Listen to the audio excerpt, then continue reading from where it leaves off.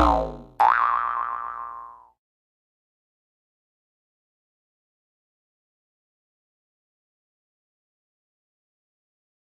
right, this is Salvador Serrano with SocialTechPop. We're here in the middle of lunch with Susan G. Hi, I'm Susan Gunelius, President and CEO of KeySplash Creative and author of 8 social media marketing and branding books. Thank you very much. First question that I have for you is, from a business perspective, how did Harry Potter become the phenomenon that it currently is? That's actually an interesting story because a lot of people think that Harry Potter became the phenomenon that it is today thanks to marketing and sales pushes from the companies that were trying to promote this brand and make money from it. But truth be told, Harry Potter follows the story of a lot of relationship brands in that it grew at the hands of consumers who loved it, who talked about it, who shared it, and eventually wanted to experience it with each other. And it became one of the strongest relationship brands in the world. Now, going along the lines of brand, I mean, you talk a lot about brand identity and brand positioning.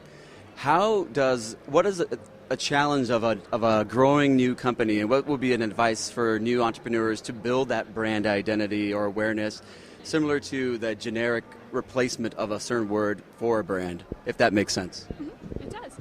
Well, the generic replacement, like a Xerox or a Kleenex, that's not really something you can plan for, but in order for it to happen, like I Googled this, you need to come up with a word that, first of all, you can trademark and basically has not been used elsewhere. So it basically needs to be a made-up word in most cases.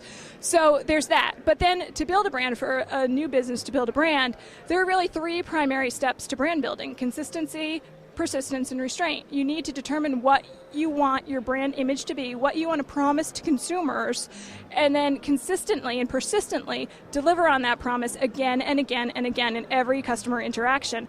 Branding is a long-term strategy. It certainly can happen. You can have lightning in a bottle, and it can happen overnight, but that's very rare. It's a long-term strategy. Great, thank you. Last question, just what would you say for a new blog? What would be some recommendations? Maybe if you can give us 3, since we're a new blog, and I'd like to get a little bit of your insight on that. Sure. First of all, posting consistency. You need to get up a lot of amazing share-worthy content. It can't just be filler content. You need to focus on quality, content that other people will want to share with their own audiences. Second, you can't operate in a silo. People aren't going to come to you. You need to go out and find people, go out, find out where they're hanging out, where your target audience is hanging out, and start participating in the conversations there. And then slowly bring them back to your own blog where you can further the conversation.